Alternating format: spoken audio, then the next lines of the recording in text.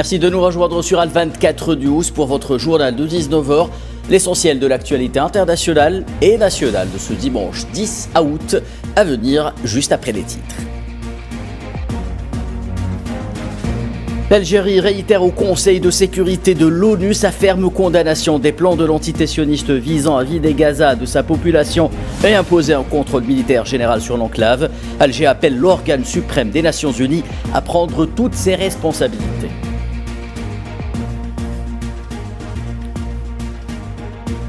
Plutôt mourir que céder la moindre parcelle d'une terre imbibée du sang des martyrs. Les Palestiniens répondent à Netanyahou et à ses plans morbides. Situation toujours tendue sur le terrain. Le bilan des martyrs s'alourdit à 61 430 martyrs.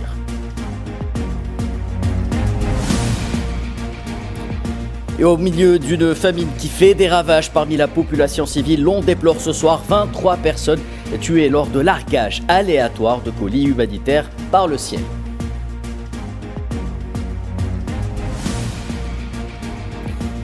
Dans l'actualité également, Alger et Mogadiscio accordent leur violon à l'occasion de la visite du ministre des Affaires étrangères somalien en Algérie, reçu par le Premier ministre Nadir Al-Arbaoui et le ministre d'État, ministre des Affaires étrangères Ahmed Abba.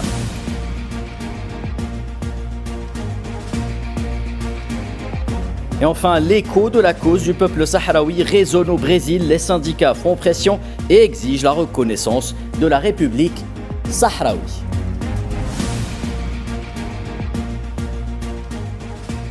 Mesdames, Messieurs, bonsoir. Nous entamons ce journal à New York où le Conseil de sécurité a tenu cet après-midi une réunion d'urgence consacrée aux derniers développements à Gaza.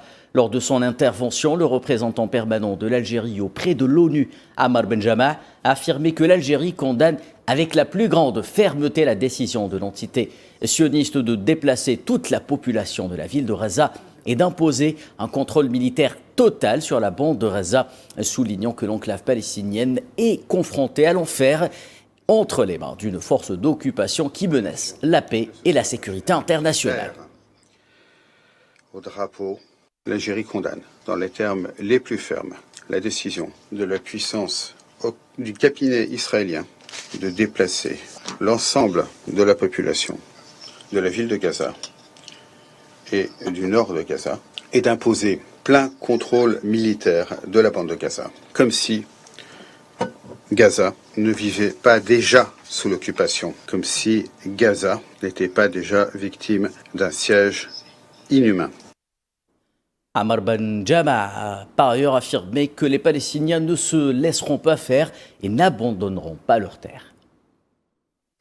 Les autorités d'occupation israélienne persistent dans leur tactique de génocide et elles ont l'intention d'aller plus loin. Pouvez-vous vous imaginer ce qu'il restera si elles exécutent leur plan?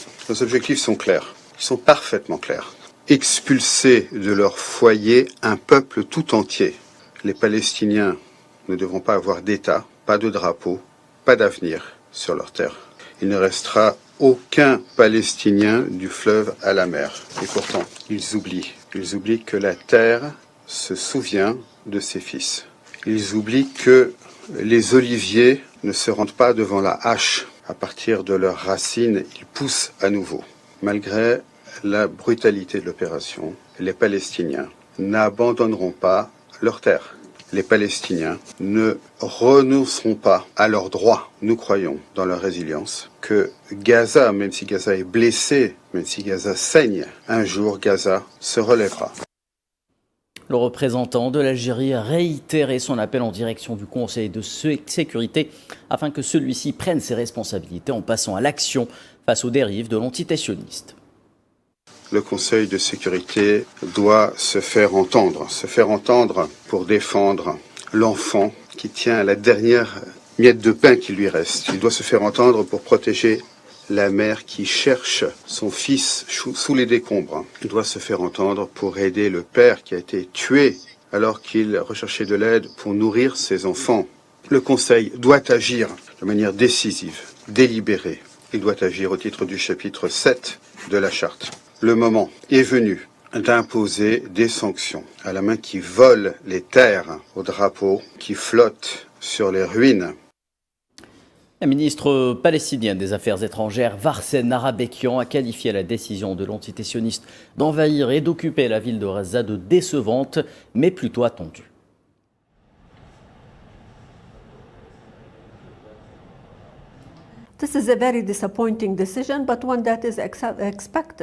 Cette décision est très décevante, mais prévisible. Israël veut contrôler l'intégralité de la Palestine. Et il n'hésite pas à le dire. Il le dit depuis longtemps. C'est l'objectif de l'idéologie expansionniste d'Israël. Ils l'ont clairement exprimé en 1948, en 1956 et en 1970. Et aujourd'hui, nous le voyons se concrétiser sur le terrain. Toute la bande de Gaza est aujourd'hui sous occupation militaire israélienne. Le gouvernement israélien ne souhaite aucun contrôle palestinien sur Gaza. Mais Israël peut dire ce qu'il veut. Gaza fait partie intégrante du territoire occupé et de ce fait, c'est l'autorité palestinienne, l'OLP, qui détient aujourd'hui le mandat politique et juridique sur Gaza.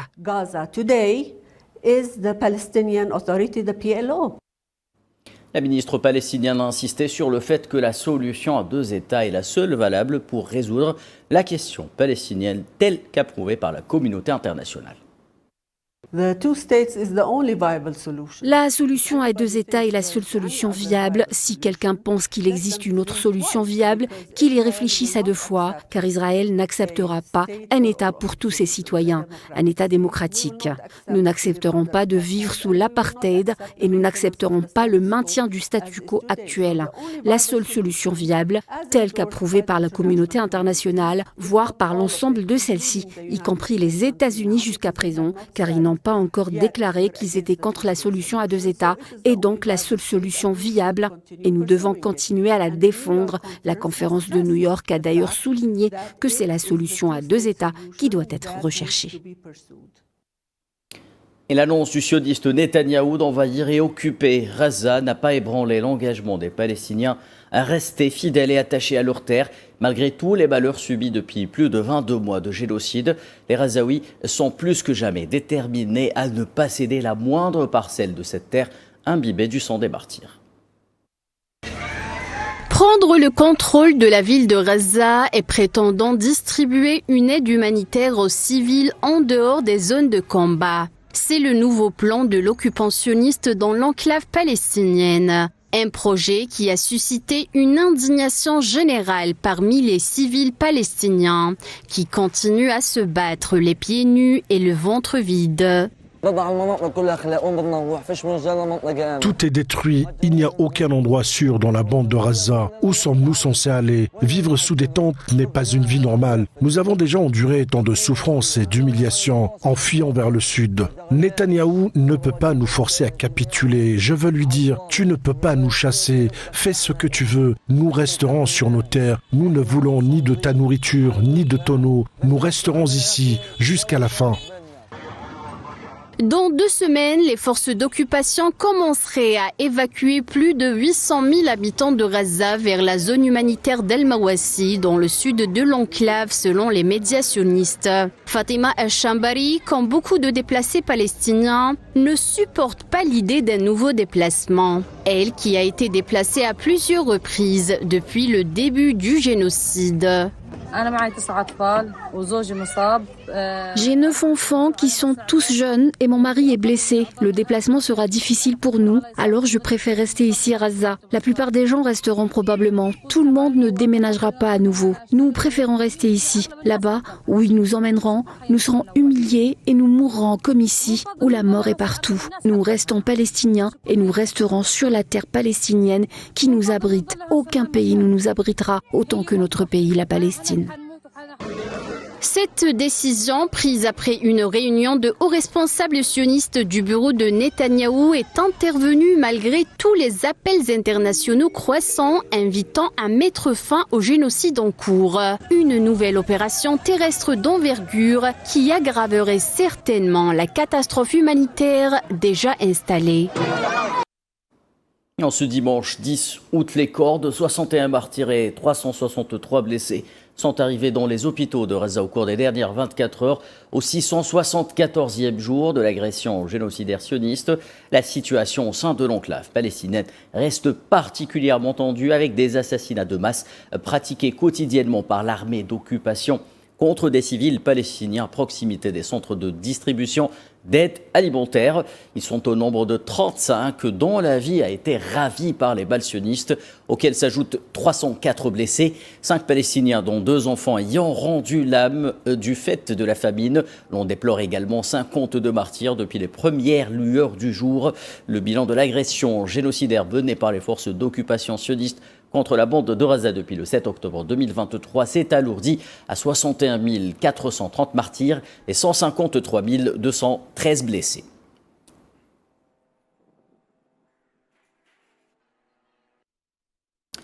Et plus scandaleuse encore, car quoi de plus déshumanisant que des Palestiniens en quête de nourriture tués par des largages aléatoires de colis alimentaires depuis le ciel. 23 personnes sont tombées en martyrs ainsi, écrasées par les parachutages de cartons d'aide humanitaire depuis le ciel.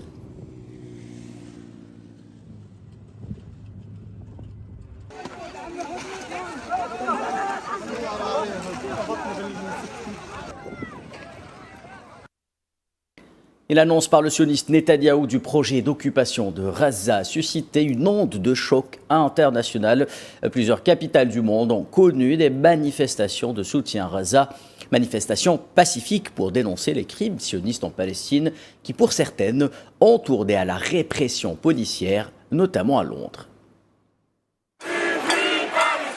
Un vent de solidarité avec Gaza a soufflé sur la planète ce week-end, de Paris à Buenos Aires, d'Istanbul à Kuala Lumpur, en passant par Londres, Barcelone ou encore Washington. Tous condamnent le massacre des Gazaouis et l'utilisation de la famine comme arme de guerre et demandent la fin du génocide. Israël affame le peuple palestinien. La faim est un crime de guerre, un crime contre l'humanité et un acte de génocide.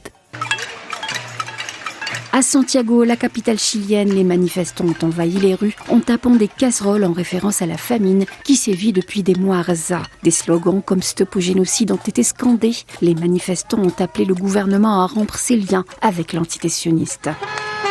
Du côté de Paris, la place de la Bastille a connu samedi une manifestation organisée par le mouvement de solidarité internationale. Les manifestants qui ont notamment appelé les autorités françaises à prendre des mesures fortes contre Netanyahou ont été pris à partie par la police anti-émeute. Plusieurs d'entre eux ont été arrêtés et interrogés. Netanyahou a déclaré qu'il allait occuper Gaza, récupérer le territoire. C'est une décision inhumaine, dégueulasse, à quoi on s'y attendait depuis maintenant un long moment. Les génocides qui durent depuis maintenant plus de 100 ans. Un génocide qui ne cesse pas. Netanyahou aujourd'hui a déclaré qu'il allait récupérer le camp de Gaza. S'il avait déjà fait un massacre déjà depuis un long moment sur ce territoire. Aujourd'hui, il va lui appartenir d'ici quelques temps. Donc c'est pour ça que, comme aujourd'hui, pour des causes où on va continuer de se battre. C'est au Royaume-Uni que la répression policière contre la manifestation pro-palestinienne a été la plus violente. À Londres, des centaines de militants ont été arrêtés à la place du Parlement alors qu'ils se rassemblaient pour soutenir Palestine Action. Les images parlent d'elles-mêmes. Les violences policières lors de ce rassemblement, pourtant pacifique, témoignent de l'hostilité vis-à-vis de la cause palestinienne et de ceux qui la soutiennent. Nous sommes ici depuis 4h30 à observer la police arrêter des manifestants pacifiques. Chacune de ces arrestations m'a laissé traumatisée, car je vois ma communauté être traînée tandis que de véritables meurtriers, des criminels de guerre, errent librement. Les manifestants étaient également des milliers à battre le pavé à Istanbul, à Amsterdam ou encore à Kuala Lumpur pour dénoncer les crimes abjects commis à Gaza. Ce dimanche, des manifestants se sont rassemblés devant l'ambassade sioniste à Washington pour exiger la fin du blocus sioniste et du soutien américain. Cet élan de solidarité internationale a été provoqué par l'affamation criminelle de la population et l'annonce des opérations militaires élargies à Gaza pour s'emparer de la bande et mettre en place une administration occupante. Un plan machiavélique qui suscite un tollé international.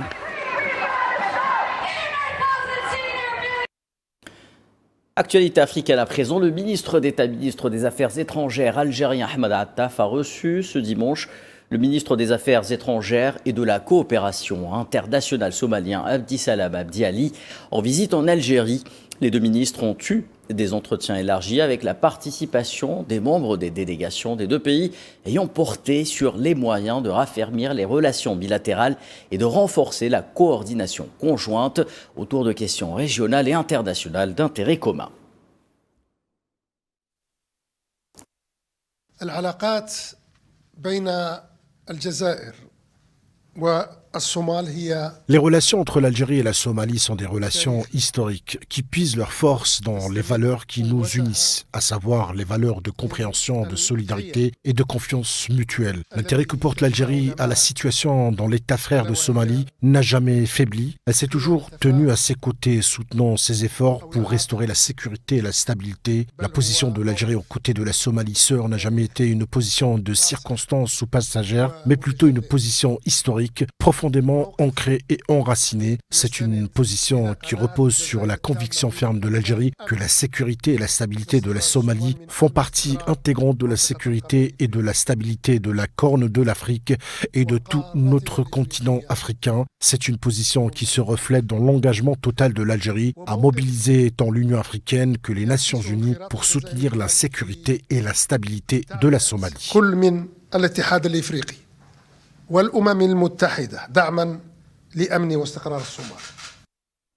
Hamad Attaf a réaffirmé à son homologue l'ambition de l'Algérie de renforcer les relations historiques unissant les deux pays dans leur dimension politique, économique, humanitaire et dans bien d'autres domaines.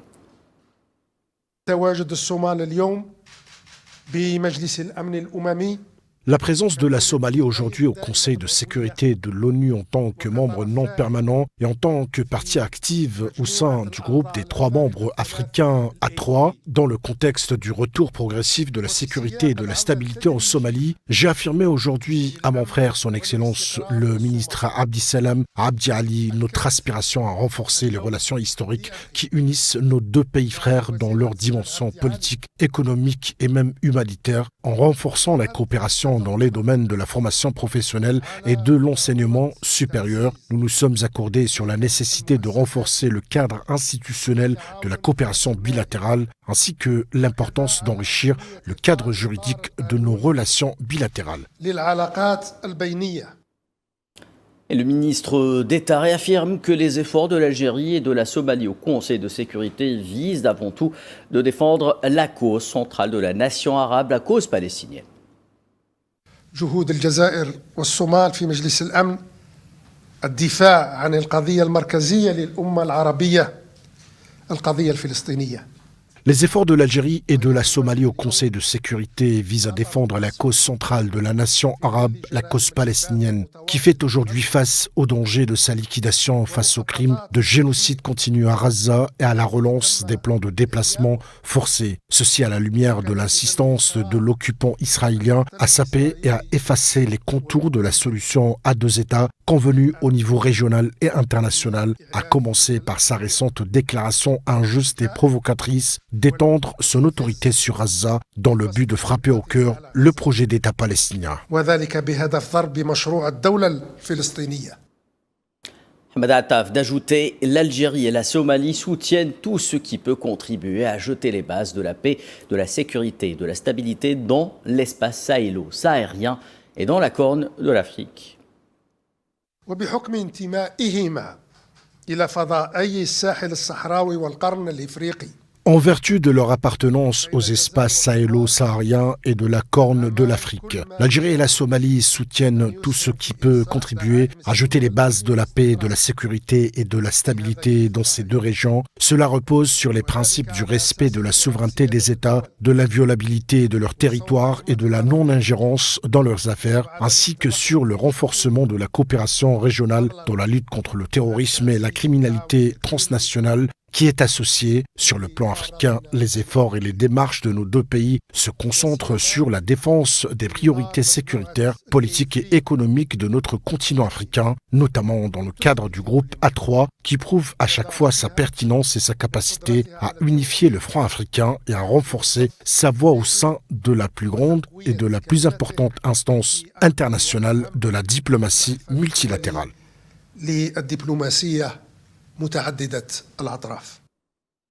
S'exprimant à son tour, le ministre des Affaires étrangères somalien a déclaré que l'Algérie et la Somalie ont signé 3 accords historiques. Ces accords ouvriront la voie à une coopération bilatérale et élargie dans de nombreux domaines. I am pleased to announce Je suis heureux d'annoncer que lors de notre réunion d'aujourd'hui, nous avons signé 3 accords historiques. Ces accords ouvriront la voie à une coopération bilatérale élargie dans de nombreux domaines, créant de nouvelles opportunités de croissance et de prospérité mutuelle. De plus, nous réaffirmons notre engagement à renforcer la coordination diplomatique et la consultation politique sur les plateformes régionales et internationales. La Somalie et l'Algérie sont unies dans leur quête de paix, de stabilité et d'intérêts communs au sein des enceintes multilatérales. Et pour Abdissalam Abdi Ali, l'Algérie et la Somalie disposent d'une plateforme solide pour défendre les intérêts des pays arabes, ceux de la région en Afrique, ainsi que les membres de l'OCI.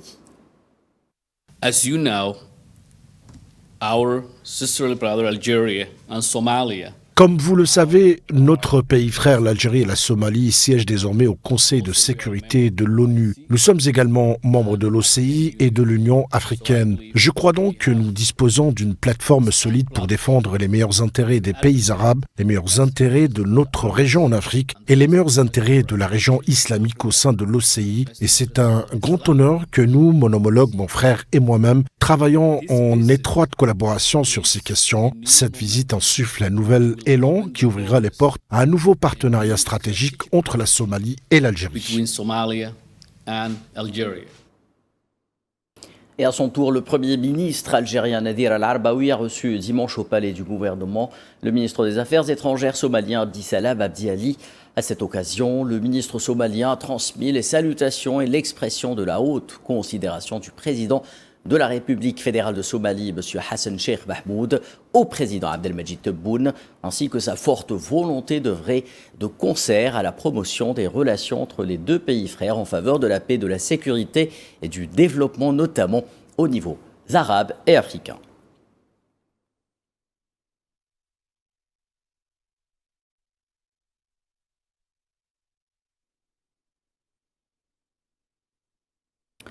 Je vous le disais en titre, le vent diplomatique qui souffle sur la cause sahraoui atteint le Brésil. La centrale syndicale des travailleurs a émis une forte recommandation en soutien à la juste lutte du peuple sahraoui pour la liberté et l'indépendance lors de sa 6e conférence tenue dans la ville de Salvador du 6 au 9 du mois en cours, soulignant la nécessité de reconnaître la République arabe sahraoui démocratique comme base de stabilité, de paix et de justice en Afrique du Nord. La centrale syndicale du Brésil exprime son ferme soutien à la juste lutte du peuple sahraoui pour la liberté et l'indépendance nationale menée par son représentant légitime, le Front Polisario.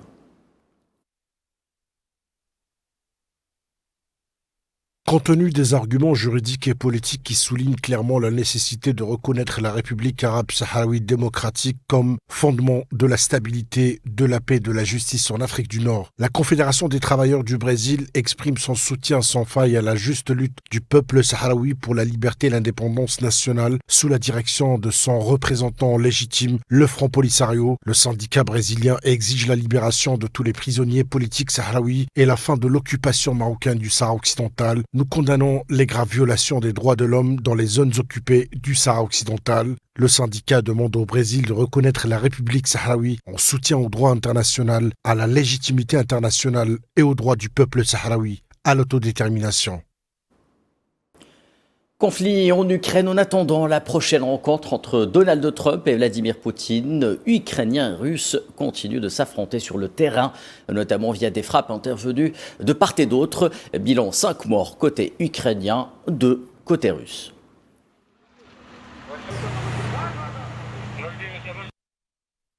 Et la Russie a déclaré samedi avoir abattu un avion de chasse ukrainien et des centaines de drones au cours de la dernière journée, tandis que l'Ukraine affirmait avoir lancé une attaque de drones sur un centre logistique russe.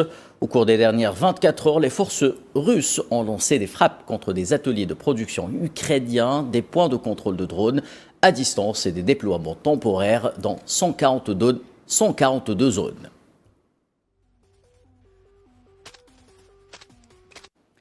Et l'Ukraine a assuré ce dimanche avoir repris à l'armée russe un village frontalier de la région de Soumy, dans le nord du pays. Dans un communiqué, l'état-major ukrainien affirme que ses troupes ont reconquis la localité de Bessalivka.